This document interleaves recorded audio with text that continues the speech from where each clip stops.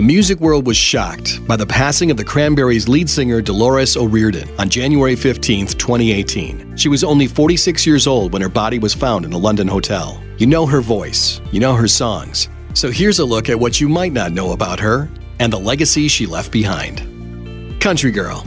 Despite her fame and rock star status, O'Riordan told The Telegraph in 2001 she was most at peace in rural Ireland. She described her cozy, loving childhood, her close relationship with her mother, and her thoughts on the rock star life, saying, "I don't want to be a part of the Hollywood scene or the New York scene. I just want to be a part of my family scene. I don't want to get into a clique of people that I suddenly feel I have to have an identity with. I have a real identity with a beautiful family I really know and really love." She talked about her piece of paradise, too. A house outside Limerick with a cottage for her mother, complete with horses, a pot-bellied pig, a flock of chickens, her dogs, and the peacocks the family raised.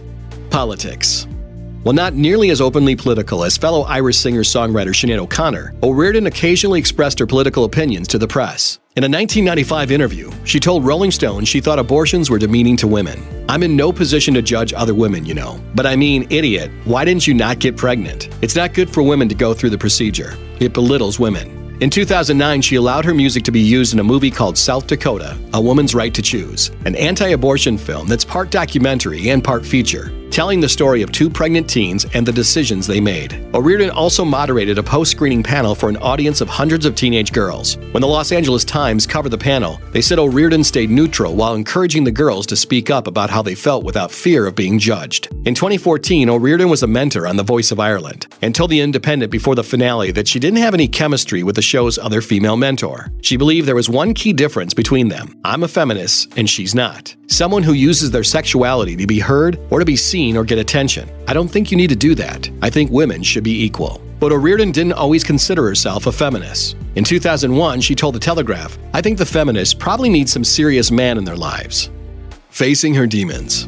In 2015, O'Riordan pleaded guilty to charges filed following an incident that started on a flight from New York to Ireland and continued at the airport. O'Riordan was allegedly physically and verbally abusive with the flight crew, acting belligerent and shouting, "I'm an icon. I'm the Queen of Limerick." When police arrived at the airport, she reportedly headbutted one officer and spit at another. O'Riordan's mother, Eileen, told the Limerick Leader it wasn't drugs or alcohol that triggered her daughter's outburst, but stress from the end of her 20-year marriage, which she alluded to in a 2013 interview.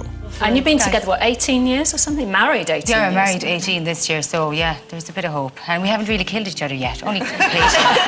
O'Riordan was placed in psychiatric care following the incident, and the judge ordered her to apologize to the crew and the police in writing and donate €6,000 to charity. O'Riordan's friend Barry Egan wrote a piece for the Belfast Telegraph after the airport drama that tried to explain why, failing marriage aside, she was in such a dark place. Egan wrote that O'Riordan confessed to him in 2013 that she was sexually abused by a man for 4 years when she was a little girl. She kept the secret buried for a long time, but had to face it in 2011 when her father lost his 7-year battle with cancer, and she came face to face with her abuser at his funeral. She said the man apologized for what he did to her. O'Riordan says the abuse she suffered as a child had a major impact on her as an adult. At the same time, she struggled to come to terms with her newfound fame. She fought to manage the depression that led to her thoughts of self-harm, anorexia, alcoholism, insomnia, and panic attacks. She also shared that in 2012, things got so bad she tried to overdose. When that failed, she reassessed her life, citing her kids as a reason to live. O'Riordan was diagnosed with bipolar disorder in 2015. Believer. O'Riordan frequently talked about the values instilled in her during her childhood, which the Telegraph called old-fashioned, romantic, and Catholic. O'Riordan herself told the Irish Independent she believes in God and an afterlife, adding, "I believe in other dimensions. When people die, they go to another dimension, and we can communicate with them." She said part of her beliefs came from her experience saying goodbye to her father, and added he regularly came to her in dreams where she spoke with him. Secure legacy. When she talked to The Telegraph in 2001 about her legacy, she said it was one she was proud of. "When I die, I'll have a massive catalog of beautiful songs behind me. I'm proud I wrote Linger. I'm proud I wrote Dreams. I love it when I hear people doing cover versions of my songs. I'm like, I wrote that. By God, I'm so proud of myself."